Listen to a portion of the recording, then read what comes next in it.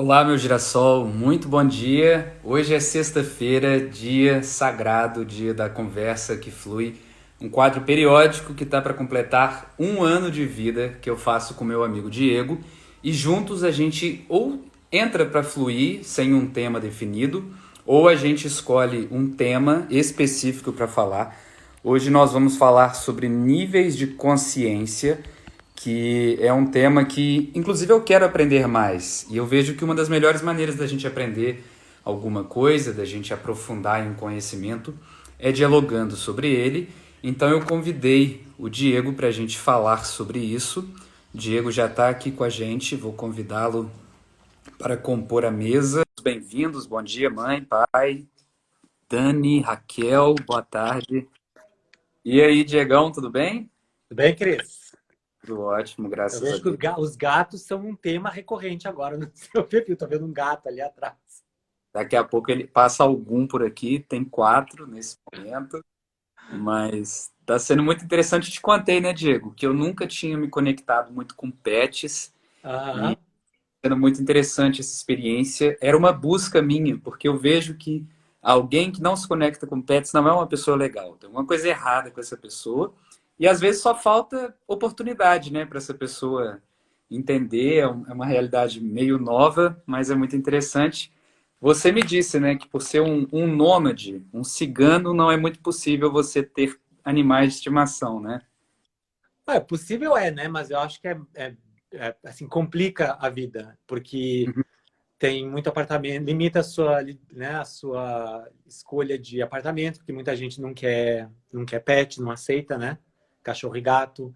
Também aí tem um monte de coisa de quarentena, né? A quarentena agora teve um significado completamente diferente agora depois dessa pandemia. Mas existe a quarentena também. Você vai, por exemplo, você vai trazer o seu cachorro para um país tal. E aí, às vezes, aquele país tem umas regras de quarentena que o cachorro tem que ficar, sei lá, às vezes 3 meses, sabe, isolado lá, esperando para ver se não tem nenhuma doença, alguma coisa assim.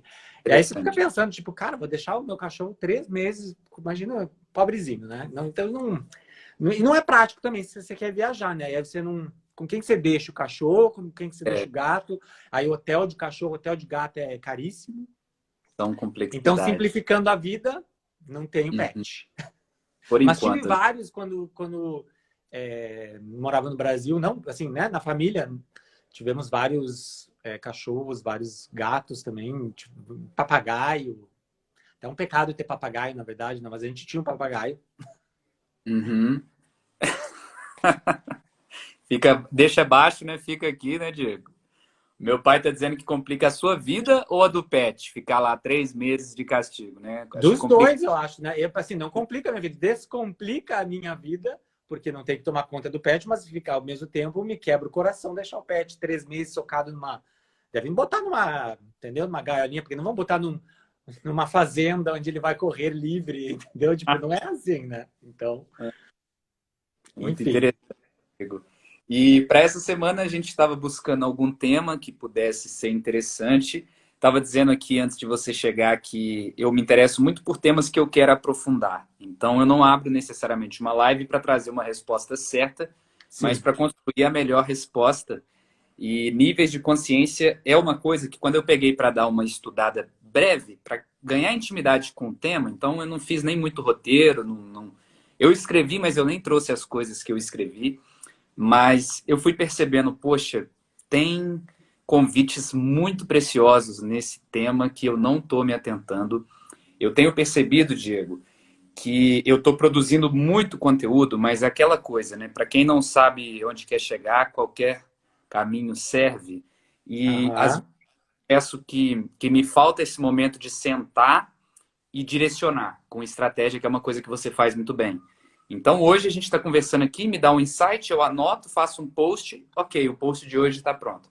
Aí me dá uma ideia mais tarde, eu faço o post de amanhã. Aí amanhã eu não faço, domingo alguma coisa, segunda me vem uma ideia e não tem muito dessa logística para tirar a pessoa do nível mais baixo da consciência e trazê-lo para o nível mais alto.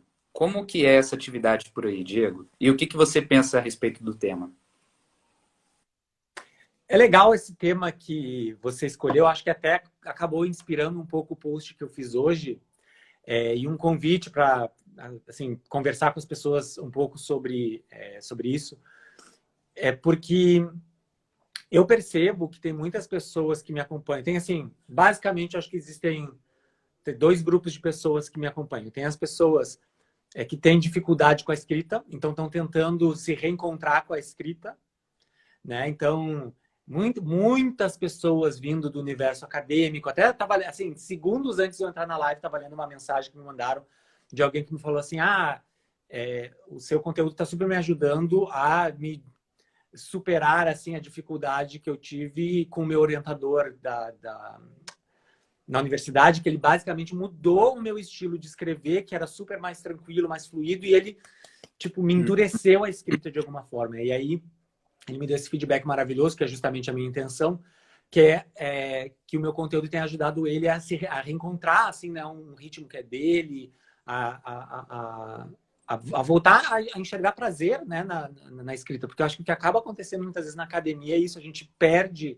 o prazer, a gente dá azar de ter. Eu tive sorte, eu acho, porque os meus orientadores, tanto da graduação quanto da minha pós-graduação, nunca me deram muito pitaco assim tão forte no lance da escrita em particular. Então, mas tem muita gente assim, né? Mas então, tem esse grupo de pessoas que são essas pessoas que têm essa dificuldade, ainda estão se reencontrando, tentando resgatar o prazer na escrita, e tem pessoas que já são super confiantes. Até assim, a pergunta que eu fiz hoje, que meu post foi sobre confiança para escrever. Aí eu fiz uma pergunta lá nos stories, um quiz, perguntando qual que é a sua experiência mais comum no momento da escrita, né? E várias pessoas dizendo: olha, eu me sinto super confiante. Na busca por clareza, na busca por uma direção quando eu começo a escrever, ainda que eu não saiba necessariamente que eu vou escrever, eu já tenho essa confiança. Eu falei, bacana. E aí, o que conecta com esse lance do nível de consciência que a gente vai conversar aqui hoje é exatamente isso. Porque a pergunta que eu fiz na sequência para você que já tem, eu não usei a palavra nível de consciência, mas basicamente, né, eu vou mencionar aqui para fins de deixar bem claro, para você que já tem esse nível de consciência elevado ao ponto de que você sente essa confiança para escrever, que tipo de conteúdo eu posso te trazer mais para que você, né, para que eu não fique aqui dando volta, repetindo as mesmas coisas só para as pessoas que têm esse nível de consciência mais introdutório, assim, né? Então, eu penso muito dessa forma. Eu acho que um dos insights mais legais sobre isso, até quero saber se você já parou para pensar nisso, Cris, é que nem todo o conteúdo que eu crio é para 100% das pessoas que me acompanham, né? Então, eu sei que as pessoas me acompanham por motivos diferentes, sei que as pessoas que me acompanham têm níveis de consciência diferentes sobre escrita, e para quem talvez não esteja familiarizado com essa ideia de nível de consciência, nada mais é do que o quanto que a pessoa sabe ou quanto de experiência a pessoa já tem com um assunto particular, com um assunto que você aborda, né? Então, tem pessoas aqui que têm níveis de consciência diferentes em relação à escrita, experiências diferentes em relação à escrita, e eu sei que alguns posts vão conversar mais com algumas pessoas e outros posts vão conversar mais com outras pessoas. Mas nenhum dos meus posts é 100% para todo mundo. E aí eu quero saber se você, quando pensa no seu conteúdo, você tem essa percepção de estou escrevendo para esta parcela da população ou estou escrevendo para essa outra parcela, ou você meio que olha de uma forma um pouco mais geral, assim? Como é que você pensa essa história de diferentes tipos de conteúdo? Perfeito, Diego. Primeiro eu queria pontuar uma coisa sua, que é essa sua habilidade de dialogar, porque você pergunta assim: e aí, você tem confiança? Esse precisa de confiança. Não, eu tenho. Ah, tá. Então, tchau. Aí, legal. Você que tem, quais seriam as suas demandas? O que você traz de novo para mim? Como é o processo? Quarta-feira, eu dei uma palestra para um projeto social que está trabalhando durante a quarentena, ligando para asilos, para instituições. E aí é como se cada um tivesse adotado um morador desse lugar e liga para eles. Eles estavam falando: Christian, tem pessoa que você pergunta: e você foi casada? Não. E aí mata a conversa. Eu falei, mata se você deixar. Olha, que legal. E você não casou por opção? Ou você viveu algum romance? Ou você sempre foi o certo de que queria ter uma vida sem a opção do casamento? Como é que é? Nem lembro. Nossa, bacana. Mas então, o que você tem para me dizer de hoje? Tem alguém aí que você fica olhando? Você pensa em alguém ainda? Ah, Que acontece, né? As pessoas elas não são acostumadas a encontrar alguém interessado em ouvi-las. E aí elas já perceberam tantas vezes que pessoas perguntaram por formalidade para elas que elas respondem por formalidade e não veem o diálogo como uma opção. E eu achei legal e estou pontuando isso porque você vê o diálogo como uma opção e aí você não entra, não é uma resposta fechada. Eu acho que a grande maioria das pessoas, por mais que ela pergunte aberto, ela vem de um gabarito fechado. E aí isso fecha a possibilidade, né?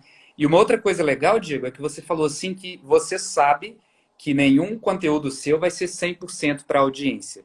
E é bonito eu te afirmar que eu vejo que você também sabe que nenhum conteúdo é 100% para você, sabe? E aí você transita nesse meio do caminho. E agora, respondendo a sua pergunta, se no meu caso eu tenho essa espécie de clareza do destinatário de cada post, ou seja, se na confecção do meu post eu tenho clareza de para qual nível de consciência ele é destinado, quando eu dei uma pesquisada, Diego, eu vi que basicamente tem 5 níveis de consciência.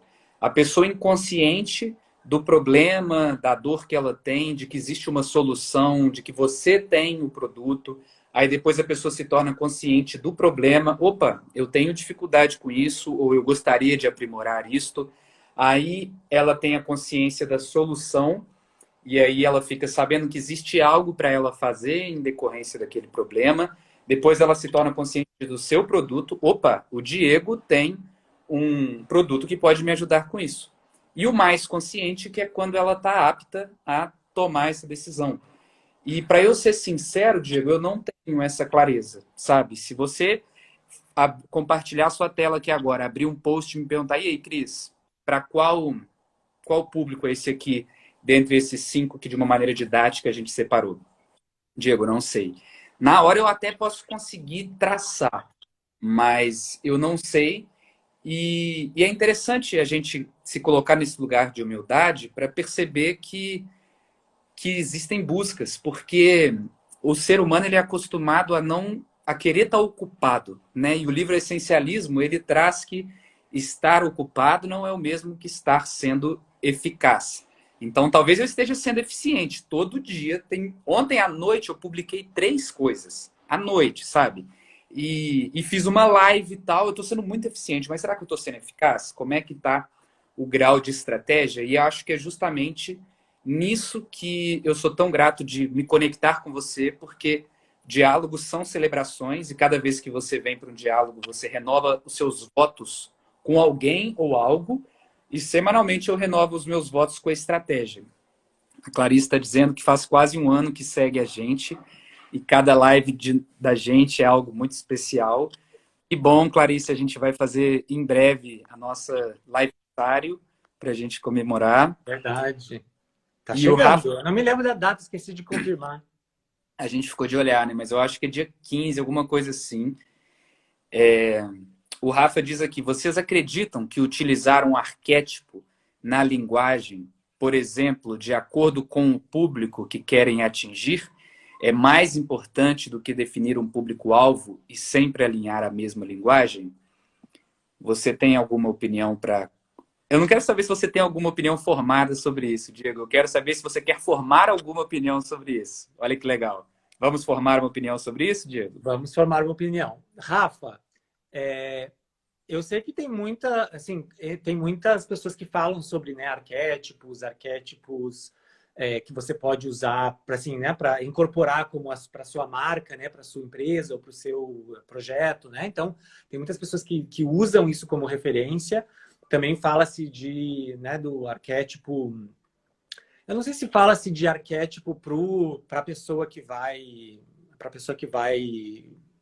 né, pro outro lado, né? Eu normalmente vejo as pessoas falando de arquétipo como a gente assumir um certo arquétipo, né?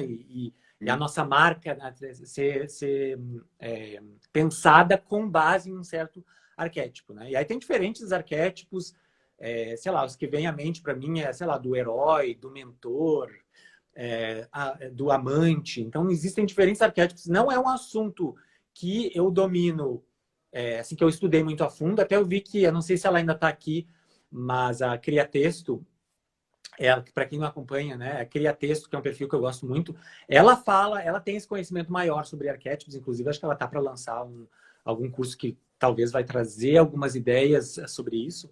Mas Rafa, tá aqui ela ainda. Um beijo. Podemos convidar ela para a Oi? live, para ela. A gente pode convidar a Cria Texto Então a para a gente não pode live para vir. convidar? Vamos convidar ela para entrar? Porque Cria eu acho Texto, você que está sendo intimada por um advogado aqui para qualquer dar essa pessoa. resposta. Gente, eu tô assim, ó, não esperava por isso. Olha só que É Rafa seu nome? É Renata. Renata.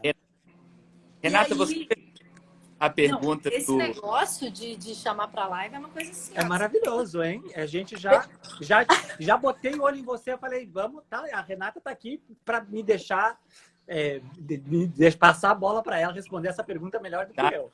Então, eu não cheguei a ouvir direito a pergunta. Então, repete aí para mim. Então, vou repetir aqui para você. Foi uma pergunta do Rafa que ele disse assim: vocês acreditam que utilizar um arquétipo na linguagem, por exemplo, de acordo com o público que querem atingir, é mais importante do que definir um público-alvo e sempre alinhar a mesma linguagem?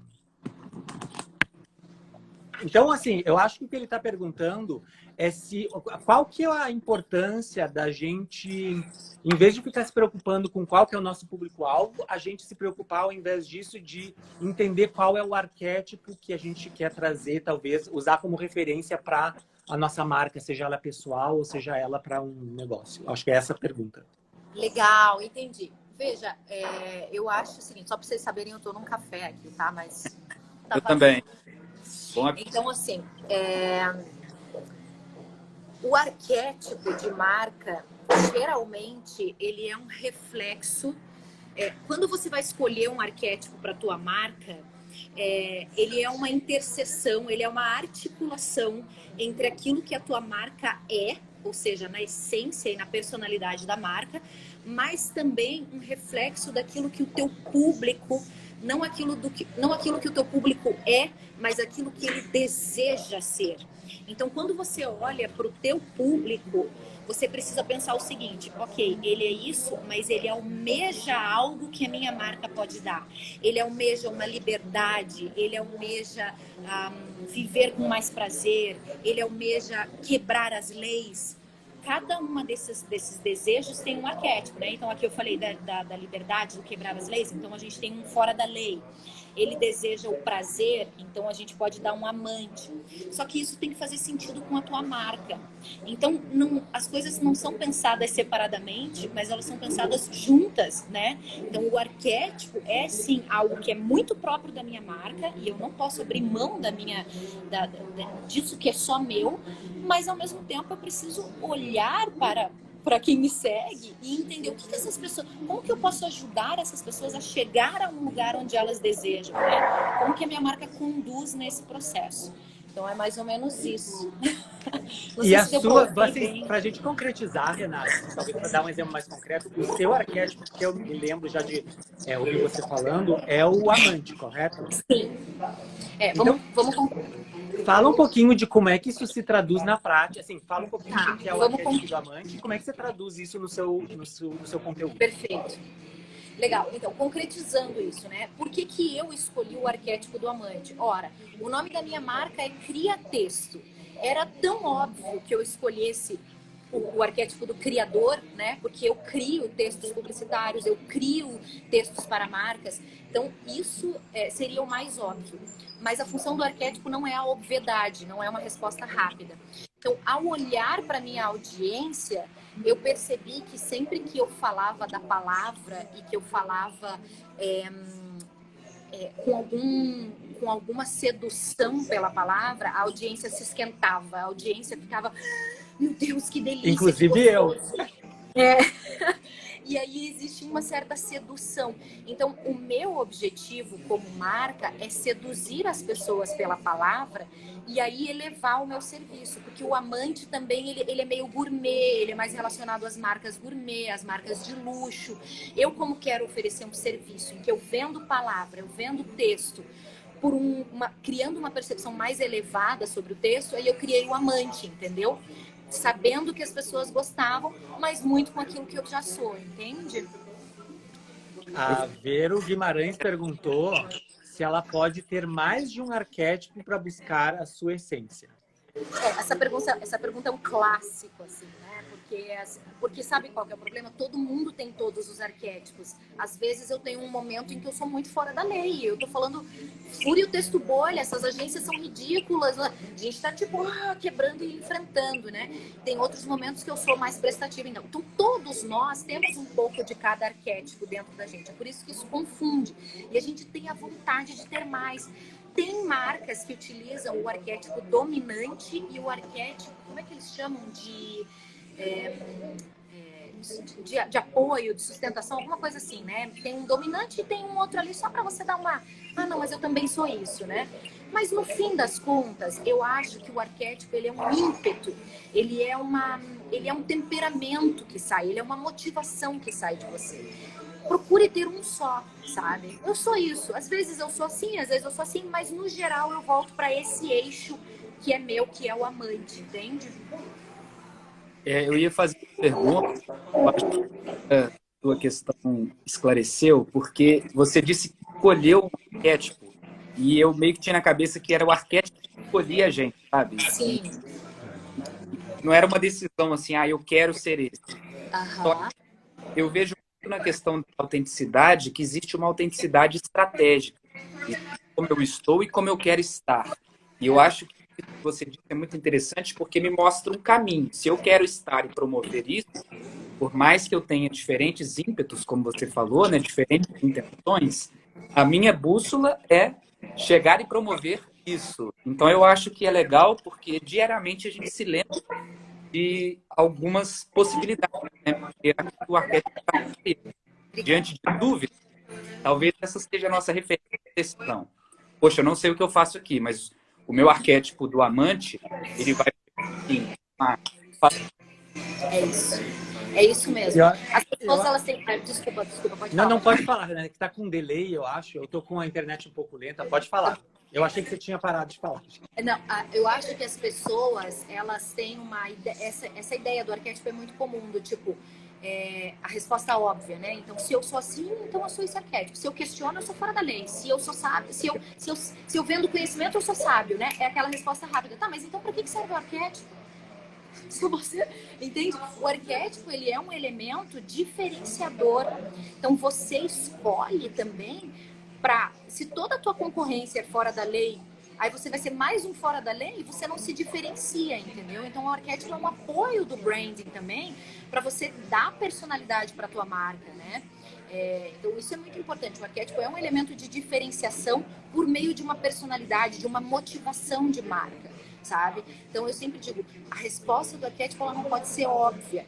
Olhe para tua concorrência também, veja o que o pessoal está fazendo, para daí você também seguir um caminho diferenciado, né? Se você quiser de fato se diferenciar, né? Às vezes também vale a pena ser igual, sei lá. A Documente Sua Jornada perguntou se você acha imprescindível definir um. E o que eu posso começar respondendo, talvez dando essa volta toda para eu responder a pergunta do Rafa. Eu nunca defini, Rafa, um arquétipo para mim. Eu nunca parei para pensar, tipo, tá, qual arquétipo? Eu já conhecia esse conceito e tal, já tinha lido algumas coisas a respeito. Não tenho um conhecimento muito profundo, até porque quando eu vi a Renata, eu falei, chama a Renata para falar. Então, assim, não tendo esse conhecimento, apesar de ter pensado sobre tudo isso, já assim no contexto de tendo lido alguns artigos e tal, eu não defini isso pro meu projeto. Assim, aí depois até de escutando algumas pessoas falar, entre essas pessoas a Renata, aliás, quem não acompanha o conteúdo da Renata, eu sou apaixonado, porque quem é apaixonado por escrita acompanha o conteúdo da Renata, porque vale muito a pena, tipo, é aquele É literalmente o que ela fala, né? É o arquétipo do amante, porque assim, se você é apaixonado pela palavra, pelo esse cuidado na sua comunicação, cara, vai lá, engoliu o Gente, entrei conteúdo na da live Renata. certa. Entrou na live certa. Tipo, você escutou a gente aqui vibrando. Alguém falou a palavra arquétipo, acho que já deu um pop-up no seu celular ali. Tipo... Então, assim, eu não acho super importante definir, assim, enquanto... Eu não sei, eu trabalho, assim, eu normalmente falo com pessoas mais que trabalham a sua marca pessoal, né? A Renata, se não me engano, me corrija se eu estiver errado, Renata, mas você trabalha mais no contexto corporativo, né? Marcas, etc. Não que você talvez só trabalhe com isso, mas eu vejo você mais falando sobre isso. Então, talvez no contexto de criação de marca, de uma empresa, onde não existe uma pessoa, né? A empresa ela não é uma pessoa, ela é uma entidade abstrata, você está tentando criar uma personalidade para que não fique aquela coisa empresarial fria. Sim. Então, talvez faça sentido, né? Aí você complementa se você acha que esse raciocínio faz sentido. Então, talvez faça sentido pensar no arquétipo antes. Enquanto marca pessoal, para mim, eu acho que é como qualquer exercício de autoconhecimento. Se você quer encaixar tudo e pensar, eu sou isso, eu sou aquilo, eu sou aquilo outro. É que nem os enneagramas, eu sou esse, não, eu sou aquele. Não, a gente que a Renata falou, a gente é um pouco de tudo, só que tem algumas características que são mais predominantes. A Renata não é só o perfil do amante, como ela falou, de vez em quando tem uns conteúdos. Eu não sou... Até fiz esse exercício, se não me engano, deu arquétipo de... Não sei se era de mentor ou de criador, não sei o que é. Mas quando eu fui olhar as características, né? Mas eu não sou só isso, né? Então, a gente... Acho que não querer... Se o arquétipo é para você se limitar e vai te definir, você vai se botar numa caixa, talvez não valha a pena você fazer esse exercício no início. Sim. Mas o que você pensa, Renata?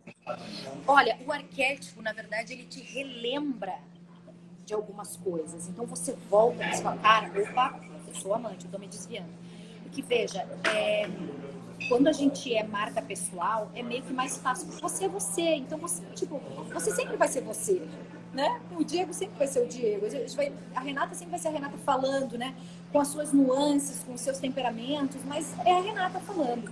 Agora, quando eu sou uma marca, Renata, quando eu sou uma marca, né? Eu falei Diego, mas é diálogo, né? Desculpa. Tá. Muita gente me chama de Diego. É um elogio. Eu entrei na live sem saber o teu nome, Christian, mas enfim. Sem problema, não. Eu preciso me lembrar como marca Christian que o meu público espera alguma coisa de mim, que eu tenho que ter uma coerência no meu jeito de ser. Né, que eu tenho que ter uma constância. E aí o arquétipo te relembra isso. Primeiro, ele te relembra a personalidade. Segundo, falta conteúdo, falta ideia. O que o meu arquétipo faria? Quais são as motivações dele? E aí você sempre se apoia, né? O arquétipo é essa motivação, é esse... Para onde que eu tô olhando aqui? Entendeu? Tá. Eu tô olhando pela sedução pela palavra. Tá. Eu tô olhando para... eu vou bater no mercado. Então tá, eu quero inspirar as pessoas, eu quero fazer com que elas saibam, com que elas aprendam. Então isso é sempre um retorno. Lembrei, entendeu? Mas assim, que eu vou dizer pra você, é obrigatório? Acho que não, sabe? Tipo, muita gente viveu sem, né? Marcas criaram impérios sem nem pensar em arquétipo, assim. Então acho que não tem essa obrigatoriedade. Uma pergunta pessoal, assim, você passou por algum momento que você era outro arquétipo e agora veio para esse, ou desde o momento que você falou assim, vou escolher um arquétipo e já estou procurando o amante? A Cria Texto, ela começou bem diferente do que ela é hoje. Ela era bem criativinha, assim. Ela era toda tipo, temos ideias legais e tal, sabe? Tipo, querendo meio que ser agência criativinha, assim. E no fim das contas era sempre muito frustrante para mim, porque eu era mais uma entendeu? E parecia que era um pouco infantil também, sabe? Então, ao mudar, eu ganhei alguma maturidade como marca, sabe?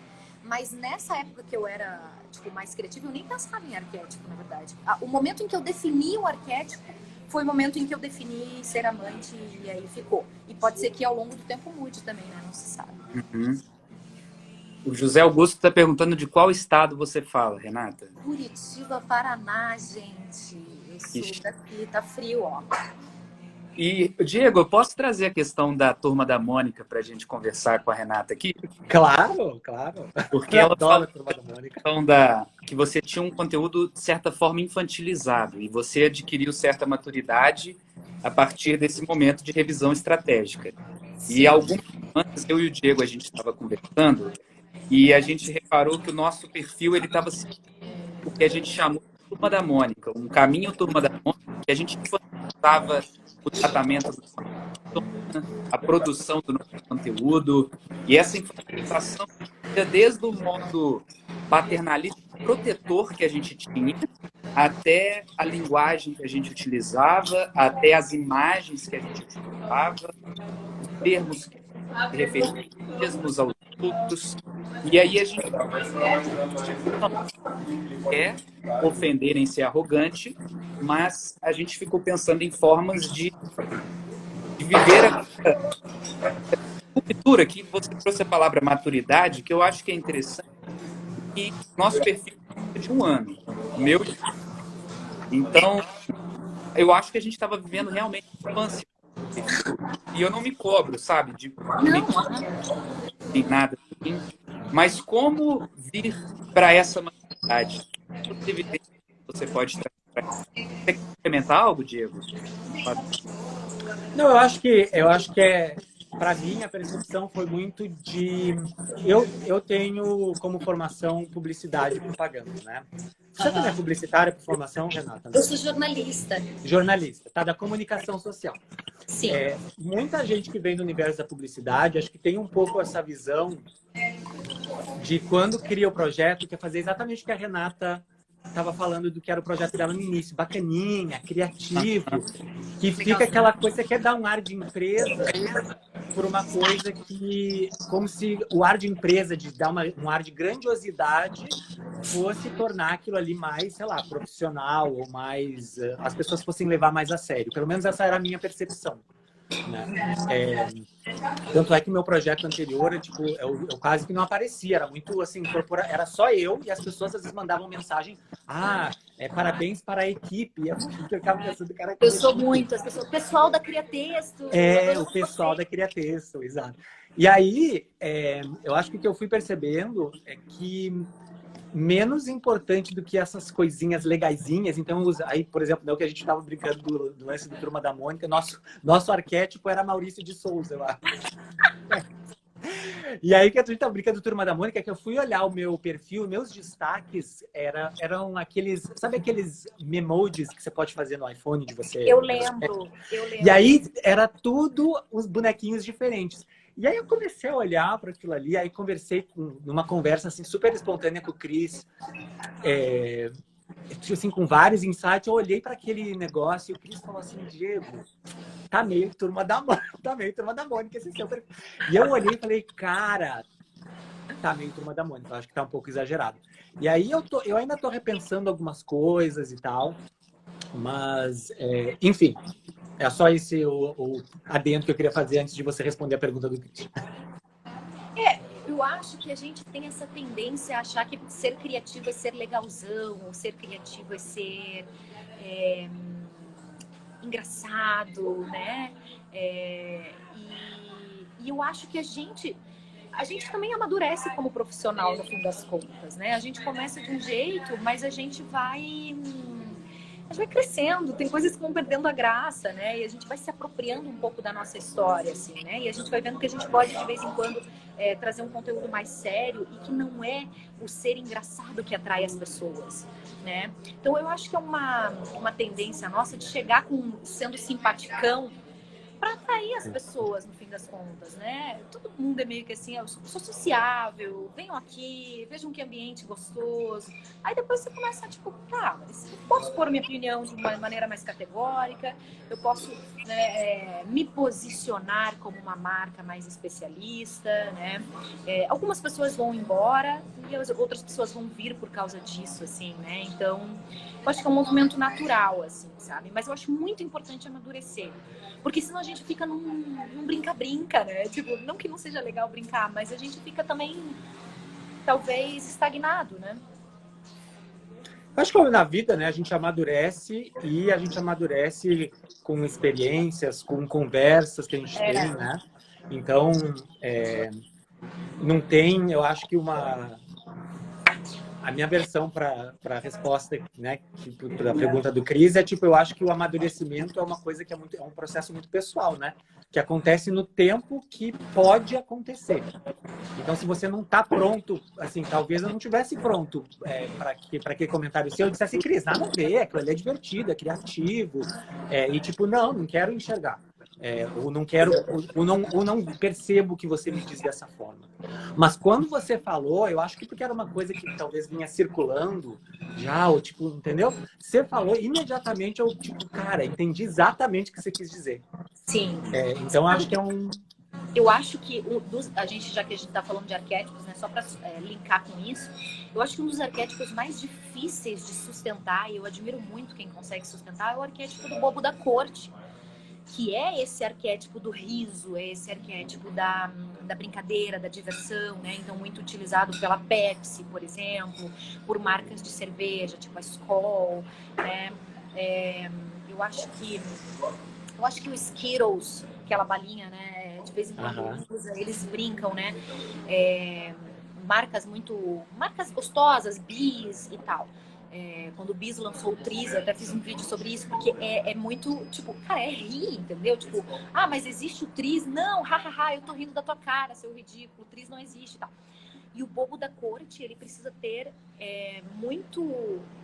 muita energia e muita sofisticação, no fim das contas, para continuar sendo engraçado e continuar tirando o sarro de si mesmo. E é desgastante isso.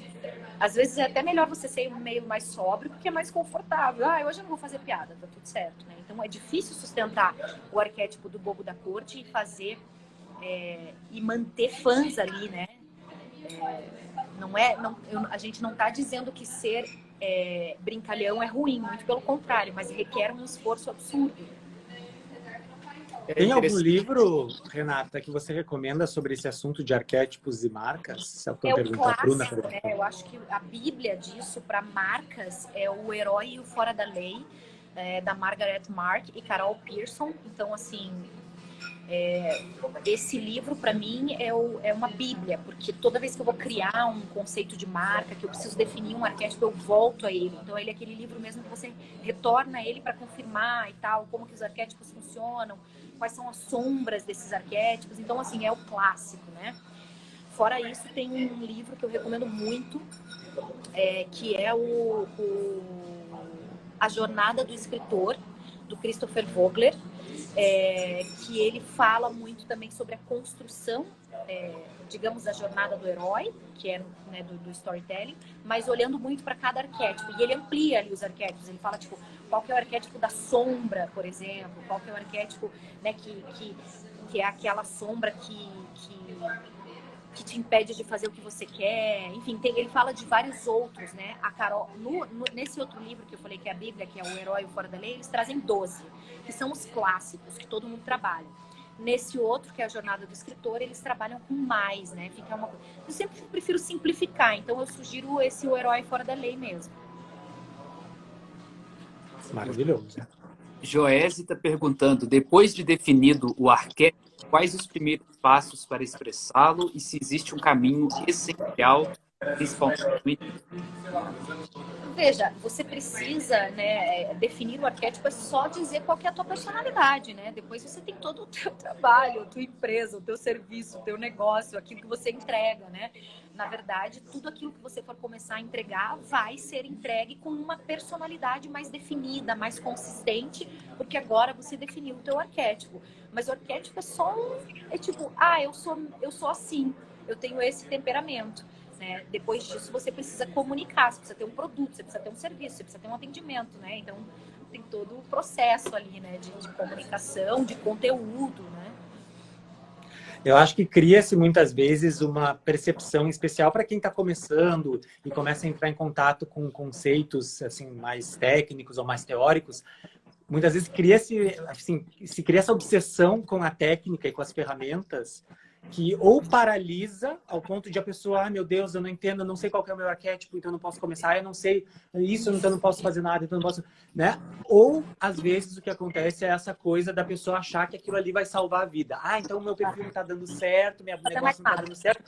É o arquétipo que tá faltando, gente. Eu nunca defini meu arquétipo, agora eu vou definir um arquétipo, pronto, encerrou, lacrou. E aí, né, 6 em 7. E vamos combinar Então, que a maioria de nós começou sem arquétipo, sabe? Tipo, ninguém, entendeu? Você acha que o tira do papel, por exemplo, que eu sei que você sempre fala, você acha que ele tem definido o arquétipo? Só se for agora, no começo é tipo, eu sou assim, eu faço isso. Preocupando-se mais com o que faz, né?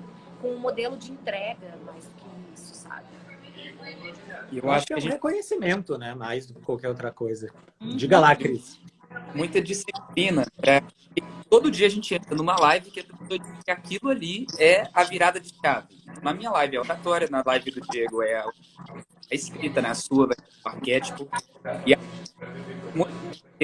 o nosso. E a pessoa nessa live decidir que é Renata e é arquétipo, foca nisso.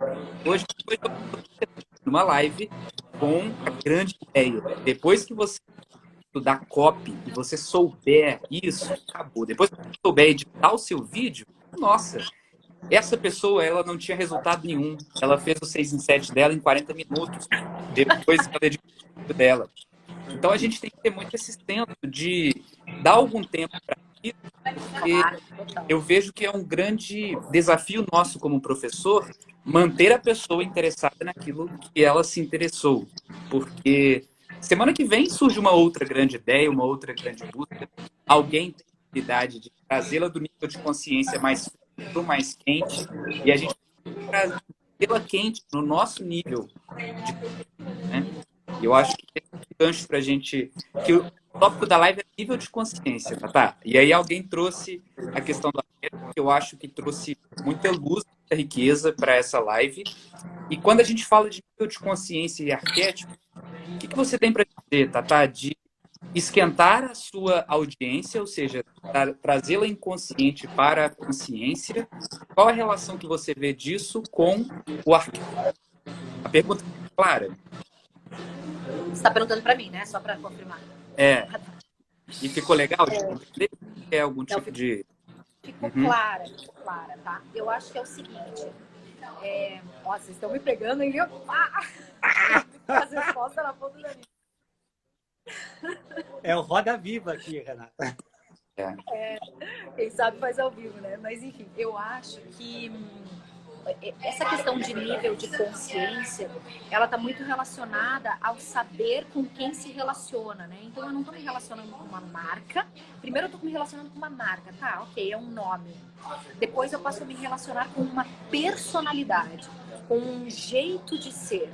E depois, eu passo a me relacionar com alguém que está olhando para o mesmo lugar que eu, que está indo nessa mesma jornada, que se propõe a me dar as mãos e que se propõe a traçar essa jornada comigo. E o arquétipo é isso, né? É essa possibilidade de tangibilizar, de trazer para algo mais humano, né? O arquétipo, ele tem, na verdade, essa única função: dar humanidade à marca, dar humanidade ao processo, para que você se conecte melhor com outras pessoas. No fim das contas, é isso. Então, eu acho que é isso, é deixar mais humano para criar mais conexão e aumentar o nível de consciência, sabe? Perfeito. Eu faria uma outra observação também, Cris, conectando o nível de consciência com o arquétipo, é que se o meu nível de consciência ali, onde, no início, né, tipo, eu não conheço a sua marca, aí de repente eu conheço, tipo, não conhecia Criatexto, aí daqui a pouco conhecia Criatexto, que tem essa pegada, usa esse arquétipo do amante como referência, tipo, me seduziu na forma como fala da escrita, como a sensibilidade, como fala sobre a escolha de palavras, a escolha de, sabe? Então, tipo, cara, fui seduzido pela, tipo, história real. Estou usando como exemplo o que aconteceu comigo. Cara, fiquei seduzido por essa forma de pensar a escrita da Renata. Tá, vou começar a acompanhar. Daqui um pouco, aí meu nível de consciência sobre a Criatexto já subiu. Já sei já sei quem é, já conheço a Renata, já vi ela nos stories, já assisti uma live, já consumi alguns conteúdos. Aí vão dizer que daqui um pouco a Renata dá uma guinada e começa a se comportar de uma forma completamente diferente. Não tem nada a ver com a amante mais. Aí ela começa a falar de escrita e aquela coisa meio técnica e aquela coisa meio gatilhos mentais, e, tipo, roteiros pré-prontos e tipo, sabe? E aí eu vou ficar pensando assim, tipo, cara, como assim? Né? Então eu acho que o arquétipo também pode servir como referência. Não é que você vai todo dia, tipo, ah, meu Deus, como vou criar este post sendo, sei lá, o amante? Acho que dificilmente alguém vai pensar assim, né? Mas eu acho que a questão como é que se eu sei que é essa personalidade, que não é uma coisa inventada, tenho certeza que a Renata é assim, tá? Isso faz parte da personalidade dela. Ela viu que as pessoas respondem a isso. No conteúdo dela, ela pensou como posso usar algo que é autêntico para mim de uma forma estratégica e dar essa consistência para minha marca, né? Então eu gosto de pensar nesse lance dos níveis de consciência relacionado ao arquétipo, mais como tipo porque isso eu penso, sabe? Eu sei por que as pessoas que me acompanham gostam de mim.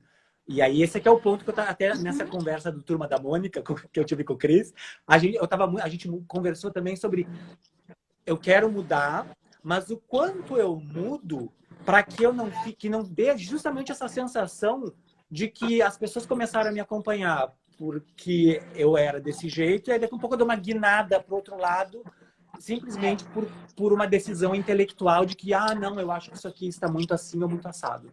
Então, eu acho que... Bipolar e esquizofrênico, assim, né? Fica muito esquizofrênico, né? Fica esquizofrênico, né? E eu acho que a confiança, não só em marcas, mas em pessoas, e eu acho que a dinâmica é muito parecida, né?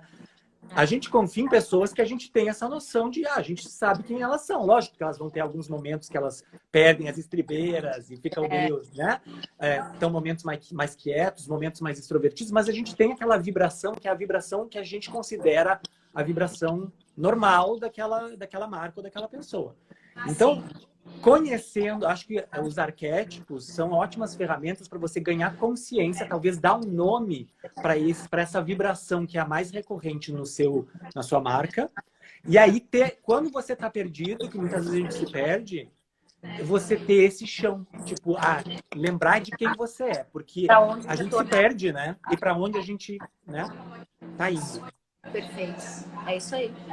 Eu acho que uma grande reflexão que a gente teve também é como manter saudável e prazeroso para a gente o nosso perfil e não se perder buscando um arquétipo que não é saudável para nós.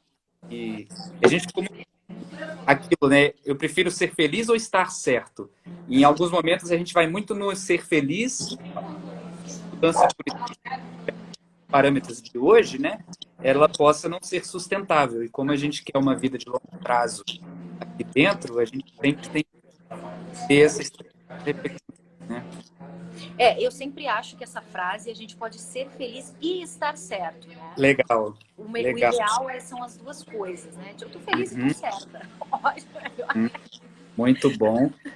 E só falar uma coisa, Renata. Tem uma hora que você falou assim, nossa, vocês me pegaram agora, eu não tenho a resposta na ponta da língua. E teve uma pergunta que eu fiz para o Diego que eu falei assim, olha, eu não quero saber se você tem opinião formada sobre isso, Diego. Eu quero que você forme uma opinião aqui comigo. Então, as nossas lives, elas são muito assim, sabe? Ótimo. E não venha com respostas certas. A gente quer te ver olhando para o lado, fazendo careta e trazendo uma coisa nossa para esse momento. Ótimo. E você estava almoçando, Renata? Como é que é? Eu vou almoçar, tá aqui na minha frente o almoço. Esfriando. Esfriando. Então tá liberada. O importante tá liberada, Renata. Aqui, mas depois a gente marca algum outro dia nosso aqui pra gente falar. Mas e obrigada obrigado pelo convite, gente. pela generosidade. Foi uma surpresa e um prazer falar com vocês. Bacana. Bom apetite para você. Fica com Deus. Bom final de semana. Beijo. Tchau, tchau. Maravilhoso, hein, Cris? Essas dinâmicas de conversas que fluem. Isso que é maravilhoso, né? A gente abraça em vez de, olha, Renata, obrigado, a gente queria só essa respostinha para arquétipos, porque o assunto hoje é nível de consciência. Eu vi que você até mudou o tema aqui embaixo, né? Tipo, isso que é bacana, né? Eu acho que o Conversas que Fluem enquanto experimento, e a gente vem mudando um pouco o formato. Para quem não nos acompanha há tanto tempo, a gente faz essas conversas toda sexta-feira, e no início não tinha tópico nenhum definido, né, Cris? E aí, o que aconteceu? Eventualmente, a gente começou a perceber que as conversas ficavam mais ricas, muitas vezes, ou a gente também conseguia assim, mostrar para as pessoas sobre o que a gente ia falar, e aí ficava mais claro para quem entrava na live sobre o que a gente estava falando do que nas primeiras que as pessoas entravam e a gente nem tinha como botar um assunto ali embaixo, porque não tinha assunto, né? Mas eu gosto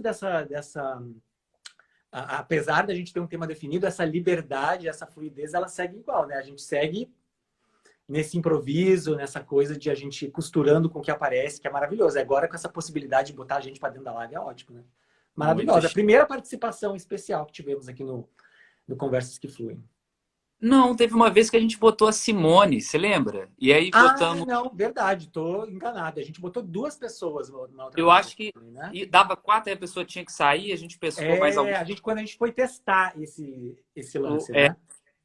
Mas muito bacana e é esse desapego que a gente recomenda para vocês, gente. A gente planejou, né? A gente tinha uma bússola, a gente quer falar sobre níveis de consciência, mas o mapa, o itinerário, a gente não construiu. A gente teve algumas previsões, o Diego, até sem querer a gente questiona, né? Por isso que é bom ter o norte. Porque enquanto você está fazendo o almoço, você está fazendo seu post, você está fazendo isso, a sua mente ela está voltada para aquele aspecto. Só que na hora de chegar, a gente flui. E é sempre um convite, pessoal, que vocês realmente participem nos comentários, porque a gente busca contemplar a todos. Genuíno Conceito disse que começou a seguir a gente. É muito interessante como que a gente atrai pessoas muito parecidas com a gente, Genuíno Conceito. E você pode perceber que a Renata fluiu, sabe? A bola não caiu em nenhum momento. A gente deu umas perguntas para ela, meio que sem pé nem cabeça, assim, que ela já poderia ter previsto, e não por incompetência dela, mas por característica do mundo e da flexibilidade de conhecimentos, né? E ela, nossa, eu não tenho resposta pronta para isso. Que ótimo. Uau! Então a gente vai vivenciar aqui uma coisa, um fenômeno, né? Que é esse fenômeno da criação. E aí ela trouxe, se ficar alguma dúvida, eu gostaria que você complementasse um ponto. Renata, você pode falar mais disso daqui? Posso. E aí a conversa vai fluindo, né, Diego? Super flow. Tem um podcast aqui no Brasil, Diego, que se chama Flow. Eu não tenho o hábito de assistir, não, mas o Alok, você conhece o Alok, um DJ muito famoso? Diego do céu, eu vou te mandar esse cara. Você já deve ter ouvido pelo menos alguma música dele. Talvez.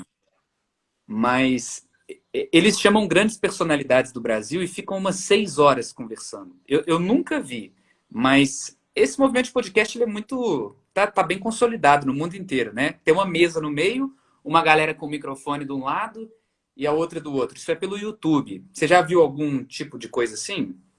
Não. Tá, eu vou te mandar. Não para você assistir, mas só para você pegar o conceito assim da coisa. E a galera fica 6 horas assistindo.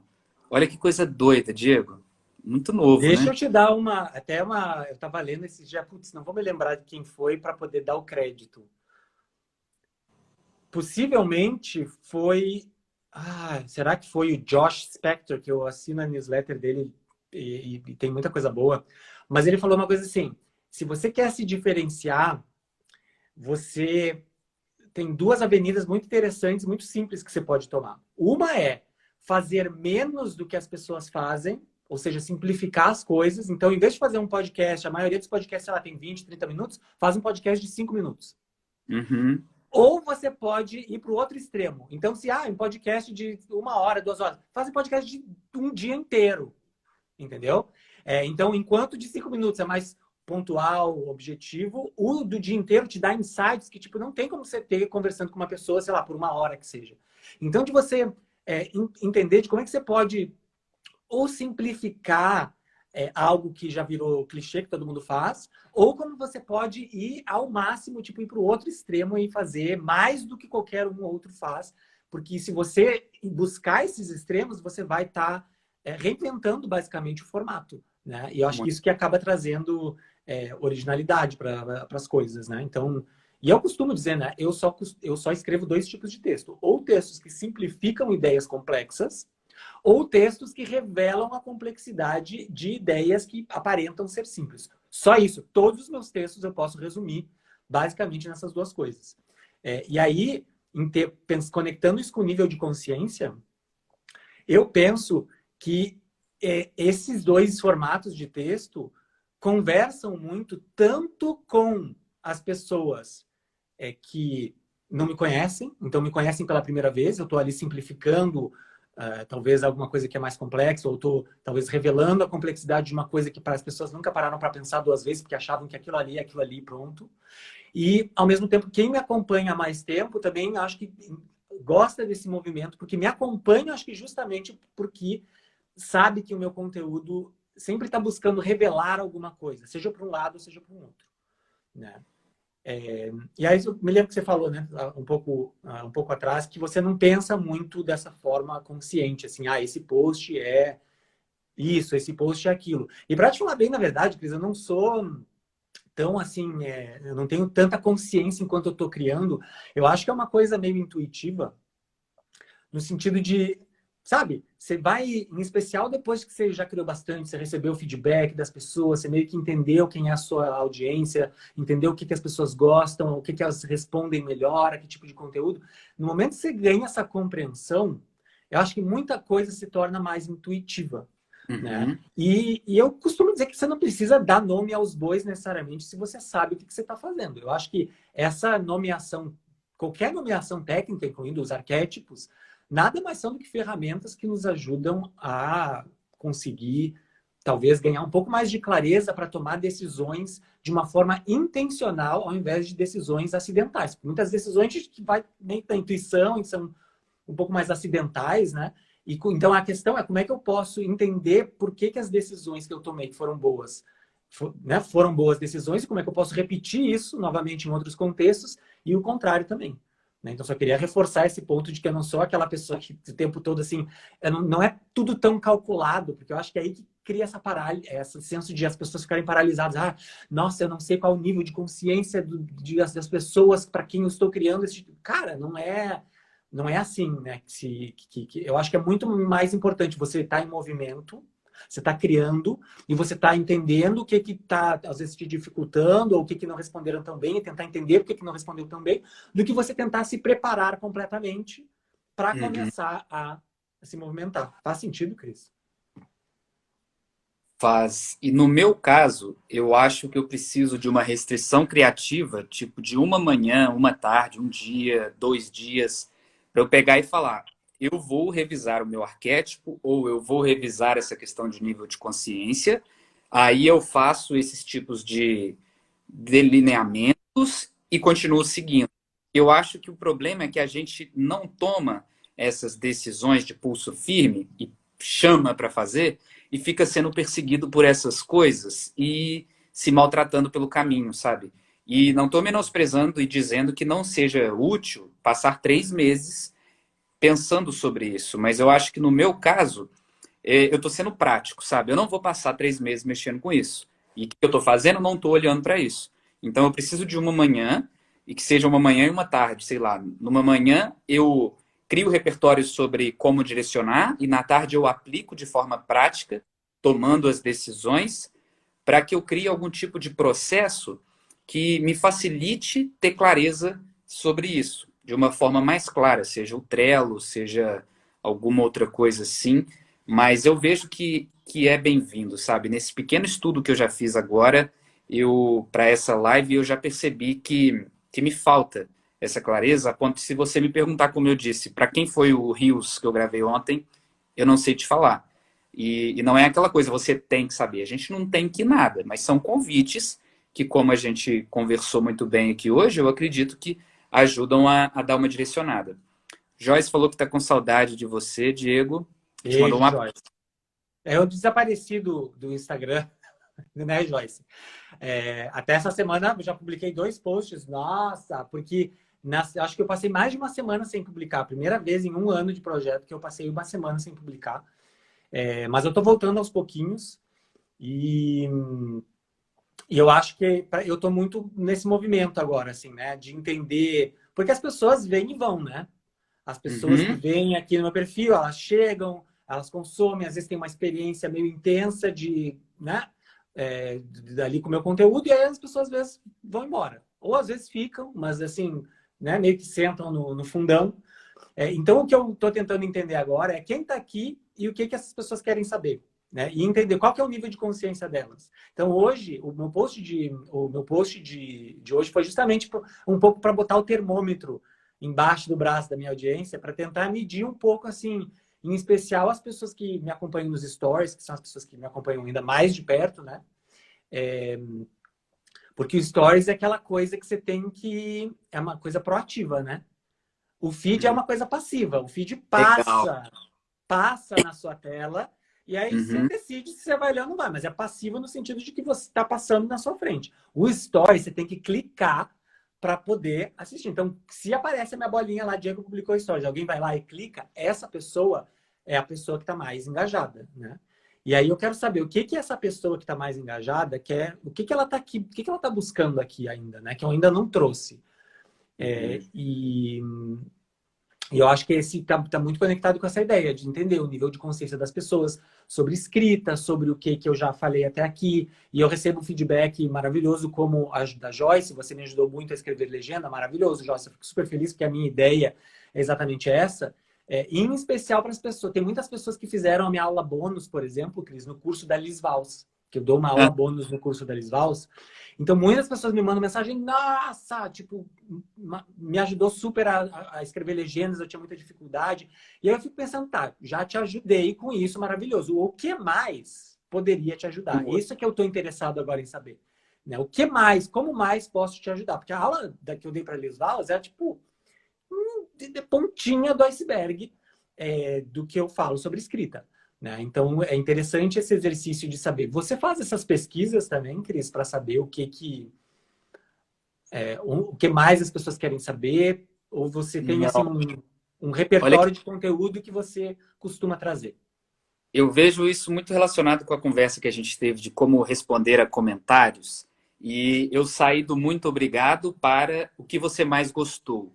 E aí Ah, agora legal. está me dando clareza que existe a outra pergunta, que é o que mais você quer aprender comigo? O que mais Isso. está te incomodando? Porque eu tenho aulas bônus em alguns cursos, né? Por exemplo, no seu. Aí alguém vem e me fala assim, Cris, que aula massa. Nossa, muito obrigado. Aí hoje eu já falo o que você gostou mais. Isso é legal, mas não dá tanta clareza para ela que eu posso continuar sendo útil, que a oratória tem mais do que aquilo que eu ofertei. Sobretudo quando a gente fala de uma aula bônus, que a gente traz algo completo, mas a gente busca ser completo sob uma ótica, já que é uma aula bônus que a pessoa já te convida com uma proposta, né? Christian, meu curso é de escrita e eu quero que você fale sobre essa estratégia para se conectar com o conteúdo e apresentar de uma forma leve. Ah, beleza. Então eu tenho esse recorte que eu posso aprofundar. E aí a pessoa me agradece. Nossa, Cris, que legal. Ah, valeu. Um abraço, até mais. Eu Aham. posso. Uau, que bom. E me fala o que você mais gostou, mas principalmente eu quero saber o que tem te incomodado quando a gente fala de conteúdo, de transmitir o conteúdo. Porque é desperdício, né, Diego? As pessoas elas estão quebrando a barreira do contato, elas estão chegando e eu não estou aproveitando que elas chegaram. E é esse aquecimento, né? Eu estava pensando enquanto você falou do feed, né? E eu fiquei pensando nessas pessoas que estão passando um filme na televisão, elas ficam meio assim, e tem umas que sentam para ver o filme e tem outras que saem. Fora dessa perspectiva de passar de canal, qual canal que você vai ficar. Né? Mas nesse exemplo prático, você está vendo o filme lá do Harry Potter. Aí eu vejo, aí acontece alguma coisa que eu escolho sentar.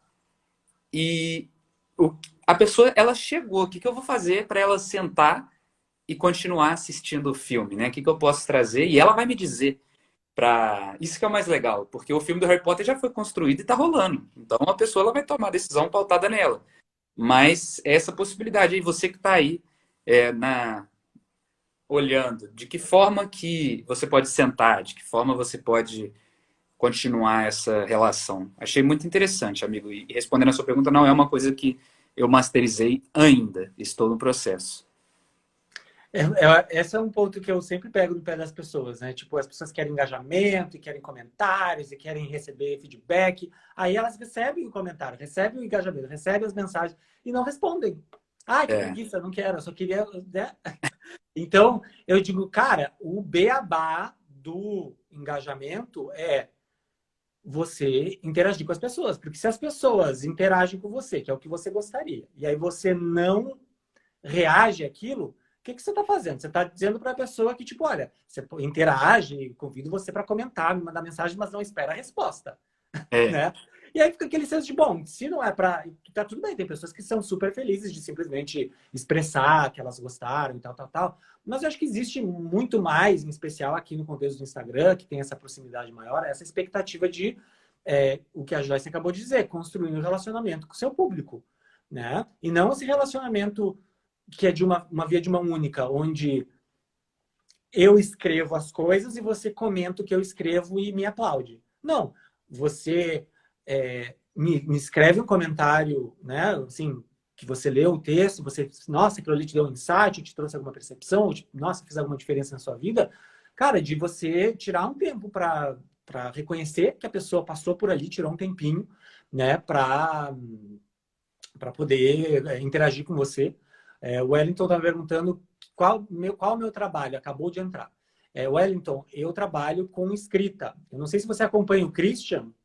Então, o que o Christian faz com vídeos e com essa, né, você se expressar através da fala, eu faço, né, para quem quer ter essa fluidez e essa fluência na comunicação na escrita.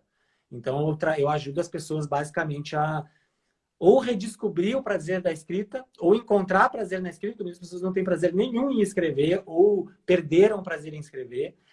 E eu ensino as pessoas a enxergar a escrita não como essa coisa formal, essa coisa distante, cerebral, mas nada mais, nada menos do que uma forma de comunicação onde a gente pode ser quem a gente é, assim como eu estou sendo quem eu sou, me expressando através da fala. Eu ensino as pessoas a serem quem elas são através da escrita. Não sou formado em letras, eu sou formado em comunicação social. Estou me sentindo entrevistado agora. E E, seja muito bem-vindo, Wellington. e qual a sua idade, Diego? Só para fechar o 21. de Instagram? 21 de mentalidade. 21, 41 na certidão de nascimento. 21 de mercado, né, Diego? Então, 21 anos de mercado, exatamente. a Joyce está perguntando como demonstrar que eu me importo com cada pessoa e mostrar zelo e cuidado. E é uma questão muito legal, Joyce, que a gente é muito bom em reclamar, né? E, nossa, o meu post só tem 5 comentários. Só que vamos supor que a gente tem 10 linhas disponíveis para responder cada post nosso. Então é como se a gente pudesse responder com 2 linhas cada pessoa.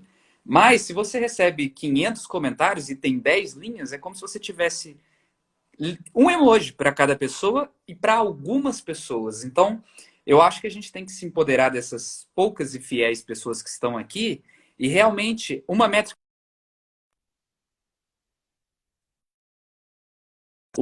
muito legal, Joyce, se a pessoa te respondeu com uma linha, comentou com uma linha, responda com 2, que é uma coisa que é um hábito, tá? Eu tinha dificuldade de fazer isso, por um momento eu vi que eu estava refém disso, e aí eu me fechei para isso, e aí eu comecei a perceber que eu não estava respondendo ninguém. Aí eu fui pegar, o que me ajudou muito, Joyce, foi usar o Instagram pelo Facebook, que aí eu consigo fazer pelo teclado, e eu achei mais dinâmico do que o navegador do Instagram no computador. Aí fluiu um pouco mais, você consegue ver todos que estão sem comentário, não lidos. E aí tinha isso aí tem um mês mais ou menos, e tinha coisa de janeiro, de fevereiro. Você deve ter visto, né, Diego? Com os comentários, desenterrei uns comentários seus.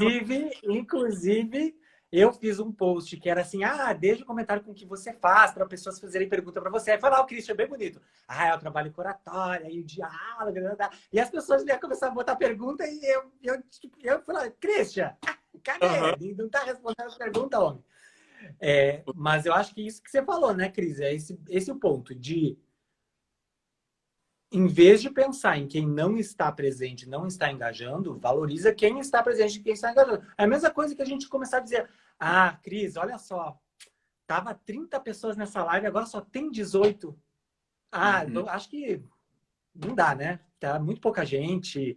Então, assim, é você realmente reconhecer e valorizar cada pessoa, porque se você consegue fazer com que essas pessoas que estão presentes na live agora, ou nos que comentaram o seu conteúdo, mesmo que seja 2 pessoas naquele momento, se você conseguir manter essas 2 pessoas, daqui um pouco mais chega mais 2. Depois chega mais 2. Depois chega mais 2.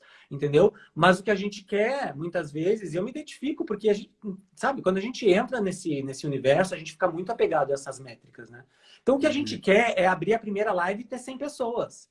E botando coração, e botando comentário, né? A gente não quer fazer a live para uma pessoa, para 2 pessoas. A gente já quer sair arrasando. A gente quer fazer o primeiro post e já quer ter 1000 likes e curtidas e comentários e compartilhamentos, né? Então, eu acho que é muito prezar pela, sabe, prezar pela qualidade das interações com as pessoas do que pela quantidade. Para mim, um post, sei lá, com 20 comentários é muito mais assim valioso do que um post com simplesmente, sei lá, 200 curtidas.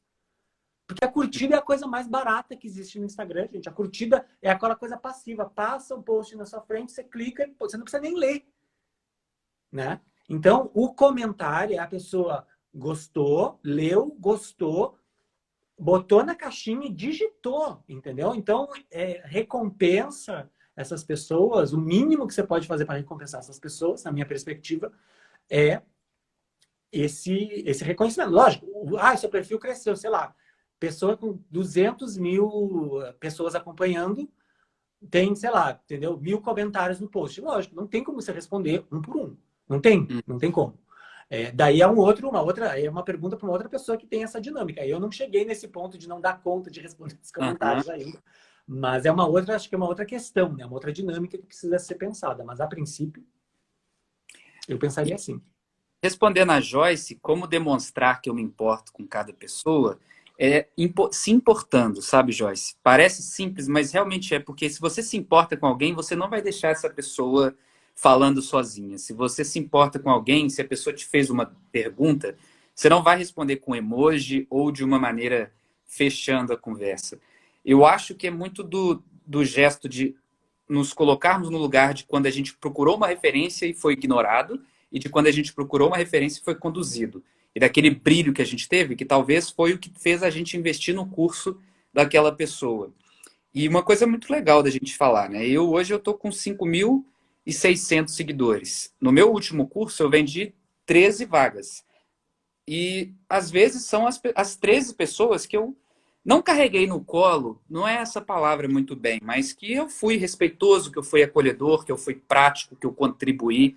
Então parece que é um trabalho que não traz resultado, mas traz, porque às vezes é esse pequeno grupo que compra. Mas é muito interessante frisar que tem pessoa que você nunca viu na vida que compra também. Isso é curioso, assim. Aí não tem a foto, você fica assim, meu Deus, quem que é? Quem é, Diego? né? Não faço ideia. E a Josiane fez uma pergunta aqui. Você tem uma resposta? Você quer construir uma resposta para essa pergunta, Diego? E se fizeram, como é que é? E se fizerem um sentar e escrever, levantar e gravar? Um programa tipo coworking com supervisão. Falta espaço para fazer juntos com constância. Ela diz uma coisa de a gente... eu não entendi muito bem a pergunta, Josiane. Você entendeu, querido? Eu entendi que seria tipo uma coisa que a gente já chegou a pensar, que era essa mentoria coletiva, e era essa condução nossa juntos. Será que seria isso? Que Fala talvez pra uma... gente. Pois é, Josiane, clarifica pra gente. Acho que conecta um pouco com o que o Wellington está perguntando, talvez. Existem pessoas que escrevem bem, mas não é boa em oratória e vice-versa, que é muito real. Já viram exemplos e como juntar os dons? Uhum. Então, quando a gente chegou a conversar sobre isso, né, Diego, da gente fazer esse tipo de trabalho conjunto, que eu e o Diego, a gente tem... É como a gente sempre fala, né? Eu acho que são duas perspectivas sobre uma mesma essência, que é comunicação, ele da perspectiva de como tornar melhor na parte escrita e eu da perspectiva da parte falada, e a gente percebe que até tudo nosso meio que se complementa, né, Diego? Acho que não teve nenhuma vez que a gente falou uma coisa que, não, Diego, dentro do meu modelo e do meu processo, isso não cabe, isso não faz sentido, isso não é bem-vindo. Sei lá, eu acho que até hoje não teve nada que a gente, ao menos, não tenha questionado. Faz sentido e eu vejo, eu inclusive vejo o sentido de aplicar agora, mas eu não sei se é o momento.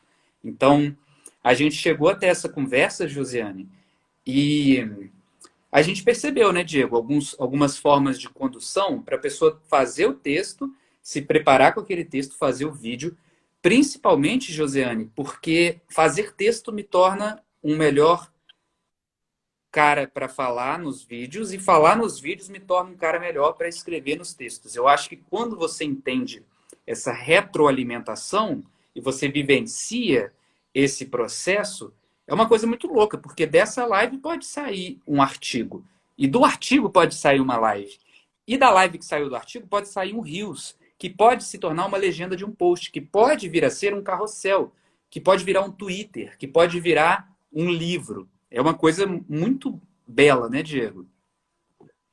E eu diria, Wellington, que se você se você se considera alguém que escreve bem, mas não é tão bom na oratória, o Christian, para mim, é a melhor pessoa que você pode acompanhar. E se é o contrário, se você é bom na oratória, mas não é bom na escrita, eu sou a melhor pessoa que você pode. Vou vender meu peixe, né, Wellington? Você pediu.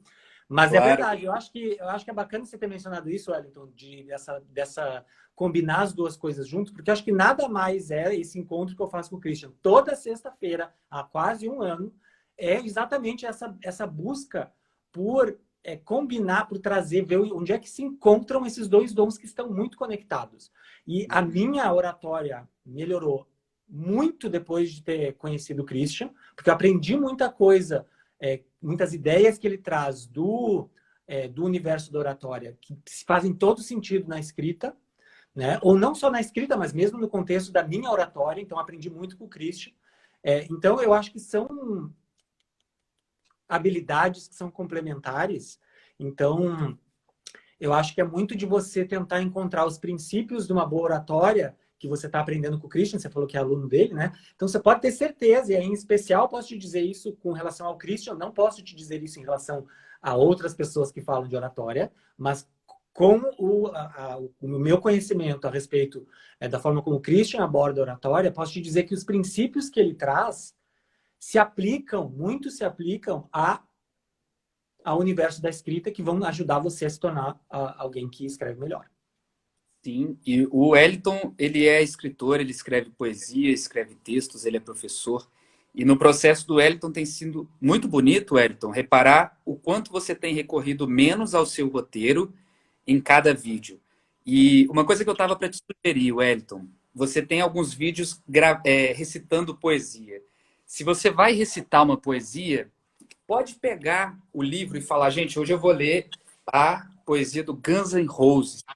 E ele diz o seguinte, rosas e não sei o quê, e armas, e aí a gente percebe, taranã, porque às vezes a gente quer ler, deixa do lado e vai lendo.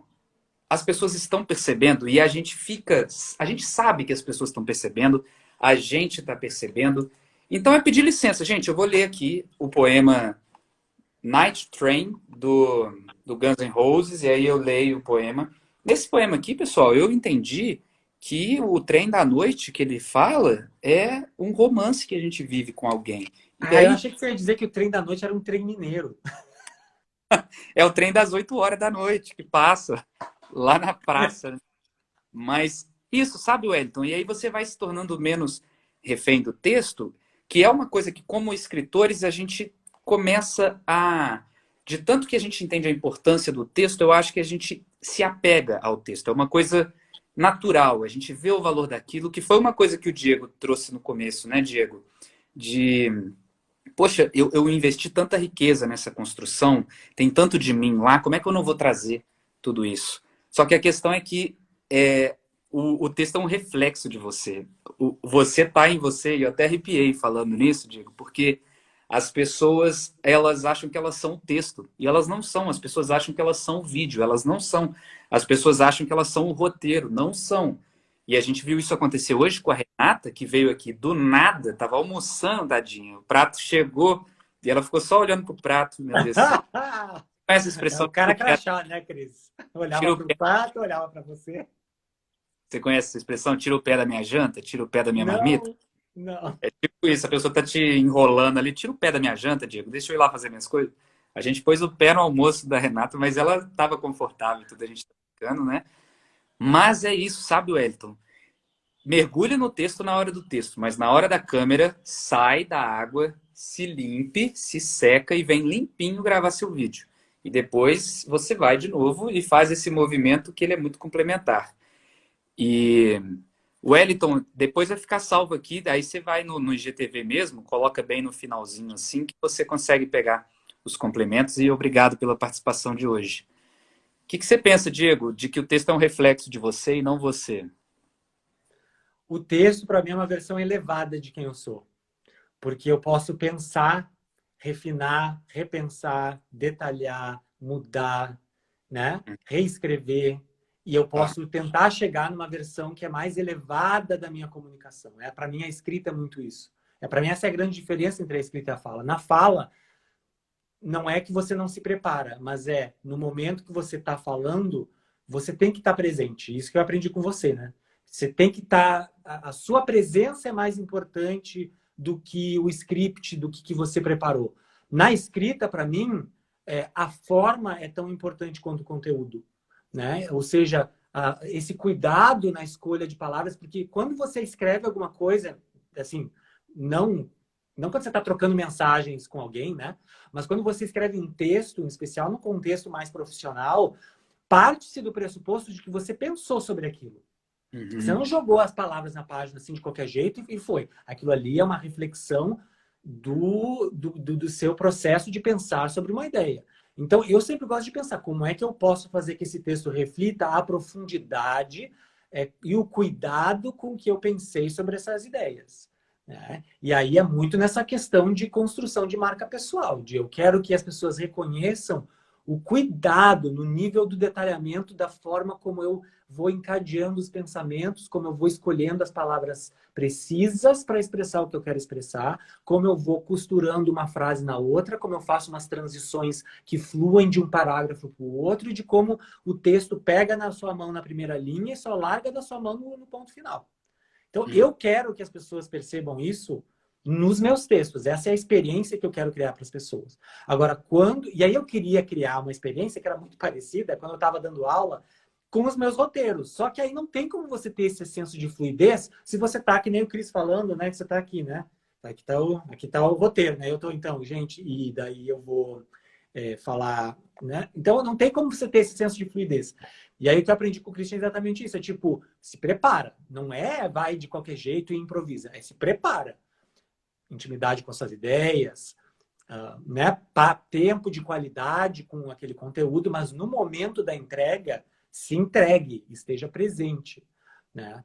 E eu acho que ainda assim, é um reflexo aí, eu não sei se a fala é um reflexo mais próximo de quem a gente é, eu acho que a gente não é uma coisa só, eu acho que essa é a principal resposta que eu daria para o Cris. A gente não eu sou quem eu sou quando eu escrevo, mas eu também sou essa pessoa aqui, que sem ter preparado nada disso aqui que eu estou falando agora, né? Estou trazendo essas ideias à medida que elas vão surgindo na minha mente, eu também sou essa pessoa. Então, é a gente entender como eu posso ser a melhor versão de mim quando eu escrevo e como eu posso ser a melhor versão de mim quando eu falo. Sabe aquela série Abstract, Diego? A pronúncia é essa, Abstract? Abstract. Abstract. A gente no Brasil tende a botar... porque a gente não tem palavras que terminam em consoante, né? Uhum. Então, a gente tende a querer colocar uma vogal no final. Abstract. Legal. Abstract. Então, só engole a vogal no final. Abstract. Abstract. Todo episódio ele é assim, né? Mostra um cara e mostra um desafio que ele está tendo, e aí o documentário desenrola no processo criativo para ele chegar até o final. E eu vejo que eu sou interessado em saber o que ele arrumou para chegar lá. Vai ter gente que é interessado em ir na obra de arte do cara, na exposição, na galeria, visitar o monumento, andar no carro que ele construiu. Só que eu sinto muita conexão em ver onde ele mora, o que ele faz, o que ele fala, o que ele come, como é que ele organiza o prato dele, o que levou ele a organizar o prato dele assim, o que ele assistia quando ele era pequeno, o que ele pensa quando ele vai desenhar.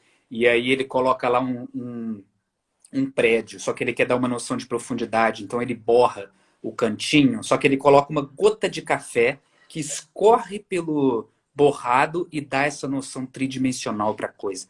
Que é uma coisa que, quando eu vejo a obra de arte, às vezes eu não consigo pegar todas essas nuances.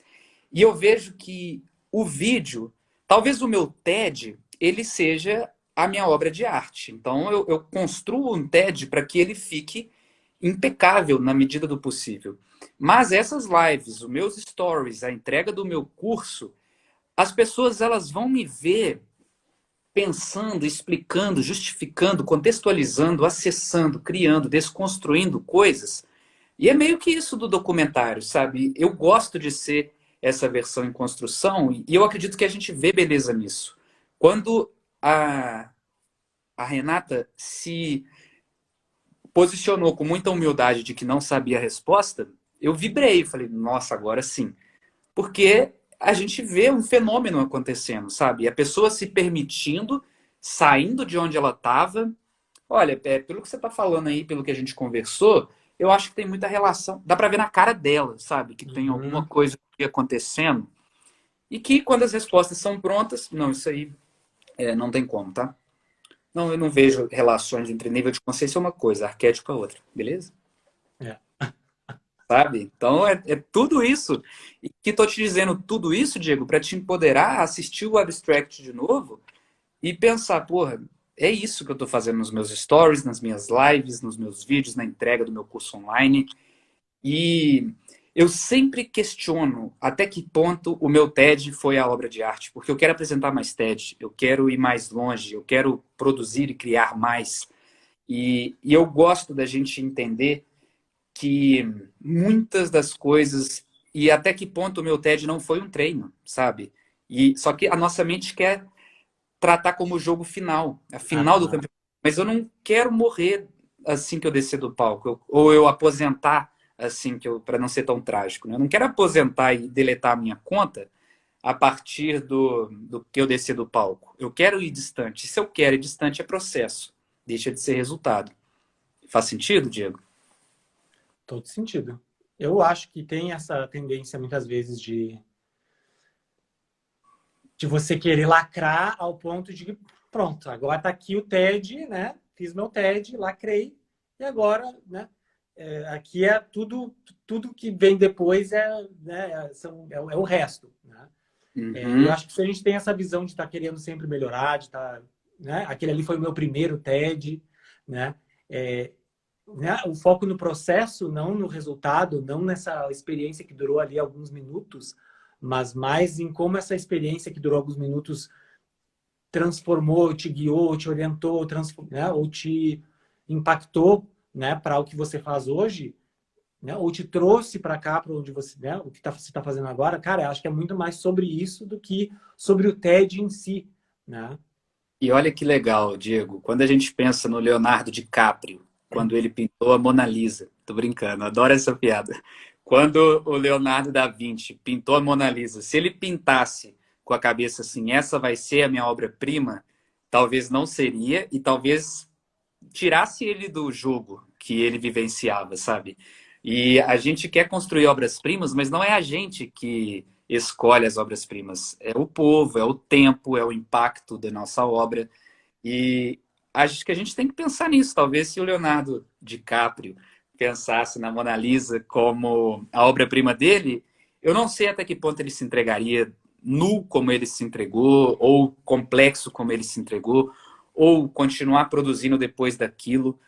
E a gente quer que tudo seja obra-prima, gente. Na minha concepção, isso é muito errado. Que o nosso story de amanhã de manhã seja uma obra-prima. Gente, o story, ele é uma parcela da sua entrega. A sua live é uma parcela da sua entrega. O seu texto. Então, pense nisso, sabe? Faz sentido para você, Diego? Você quer Faz complementar, muito. Eu, questionar eu, alguma coisa? eu finalizaria, para a gente já tá 1h30, Cris, nessa live. E eu tô de pé e eu já tô aqui, ó. Ah, Mas eu finalizaria dizendo que eu acho que esse ponto que você mencionou agora é muito transformador. Se você desliga essa live, tira assim, ó, que seja 5 minutos para contemplar isso que o Christian falou. Que não é um texto, não é um stories, não é uma live, não é, sei lá, um lançamento que vai, sabe, transformar a sua vida. É você ter esse senso do efeito cumulativo do trabalho que você faz. Né? Então, eu sei que, por mais maravilhoso que seja o meu texto de hoje, se o meu texto de amanhã eu já fizer de qualquer jeito, e aí o texto do outro dia, tipo, agora eu tô meio cansado, vou botar umas coisas aqui qualquer, só para botar alguma coisa. Então, não é isso, é o efeito cumulativo Pensa em efeito cumulativo, olha eu e o Christian há 1 ano fazendo lives toda sexta-feira. E uhum. essa fluência que definitivamente já existiu na nossa primeira live, ela foi elevada para um nível onde quase nem parece mais, porque eu acho que teve momentos assim onde eu ainda tinha esse senso de estou entrando numa live. Agora é muito tipo, e aí, Cris? Eu enxergo o Christian, lógico que enxergo vocês aqui nos comentários, mas é muito diferente a sensação, porque como vira parte da sua rotina, e quando você entende que, tipo, e como eu entendo que na sexta que vem tem mais, eu não preciso lacrar e tipo, puta, deixa eu dizer aqui um negócio que vai quebrar o Instagram para que as pessoas que estão assistindo, tipo, não é isso, é tipo, cara, que bacana que essa conversa fluiu, que surgiu alguns insights, o Christian trouxe umas ideias bacanas, a Renata trouxe ideias bacanas, eu também trouxe algumas ideias que eu curti, e é isso, então não é sobre lacrar e querer posar pronto, esse é o conteúdo que vai definir isso, aquilo outro, mas é o efeito cumulativo. Então, se você pensar dessa forma, você entende que os stories você vai tentar fazer o seu melhor, mas não é tão importante ao ponto de você, não vou fazer porque não vou conseguir fazer bem do jeito que eu queria. E o texto é a mesma coisa, não vou botar legenda, não gostei. Não, faz o que você consegue e entende que o movimento é muito mais importante do que você, né, se paralisar pela ansiedade de, não tá bem como eu gostaria, né? Tá. E, Diego, depois você reflita até que ponto essa fluidez com a live está relacionada com você me ver mais e se ver menos. Porque aquilo da live, câmera não é espelho. Eu dou lampejos na minha cara. Tem hora que eu esqueço que eu tô aqui, sabe? E no começo, a gente só olha pra gente. Então, Diegão, não, nada a ver. Isso influencia na minha mensagem, sabe? Eu pus pra cá e não gostei, eu não tô focado no que eu vou dizer. E quando a gente pega para assistir o vídeo, a gente vê o Diego lá, igual um cientista maluco, fazendo careta e acessando. Se você se olha nesse momento, você quebra completamente o seu flow, sabe, Diego? Se nesse momento que eu falei de Leonardo da Vinci, que a gente vai dançando e se entrando, se eu for olhar para o meu cabelo, para minha careta, para o espelho, corta, quebra o clima. Tipo, parou. Parou. Sabe aquele momento que o diretor entra e fala, parou. Não é desse. Então eu tenho certeza, sabe, Diego, que nesse 1 ano você começou a ter esse movimento de cada vez mais se desassociar da sua cara, sabe? Parar de se preocupar com a sua cara, com o seu rosto, com o seu óculos, com o seu fundo, com o seu filtro. Tudo isso é legal. O que deu para eu arrumar aqui antes da live, eu arrumei. Mas entrei para cá, acabou. Agora é Diego, Renata, comentário, câmera. De vez em quando a gente se olha, é automático, né? Mas eu não me vigio, sabe? Porque se eu me vigiar, eu não me conecto com você. Mas valeu, Diego. Eu vou fazer esse exercício que você falou, de pensar mais nessa questão do efeito cumulativo. Eu acho que se trata muito de uma questão da gente ir levando menos a sério, com todo o respeito, mas parar de achar que é o final do mundo, que é o fim do mundo, toda live que a gente abre, toda câmera que a gente abre. E é muito legal, também sinto isso, sabe, Diego? Que, nossa, eu não me cobro, eu não me culpo em nada pelas lives que a gente faz. Eu acho que essa é a diferença. E às vezes eu me culpo em alguns processos. Então, o que deu para eu fazer até aqui, eu venho confiante em mim, em você e na nossa conexão. Mas um abraço então, Diego. Um bom final de semana. E que massa. Fazia tempo que a gente não se segurava para sair, tipo. Não, então vamos acabar? Não, peraí. Deixa eu te falar mais uma coisa. Se deixar, a gente fica aqui o dia inteiro, né, Cris? Qualquer dia a gente marca essa live de 6 horas. Tô brincando. Cara, uma live de 6 horas. Vamos fazer um dia. Né, máximo é 4, eu acho. Ah, é? Tá. Aí a Eu gente acho que o faz máximo é 4. É. cá e abre no outro perfil. E falar nisso, a gente tem que pensar no SED Talks, entendi. Mas valeu, Antes disso, live de aniversário. Tá, eu vou olhar no calendário agora e te mando lá, já que você não cumpriu com a sua palavra. Tô brincando. Eu também falei que eu ia fazer isso, não fiz, mas a gente confirma então. Um abraço, Valeu, gente. Cris. Abraço. Até mais. Tchau.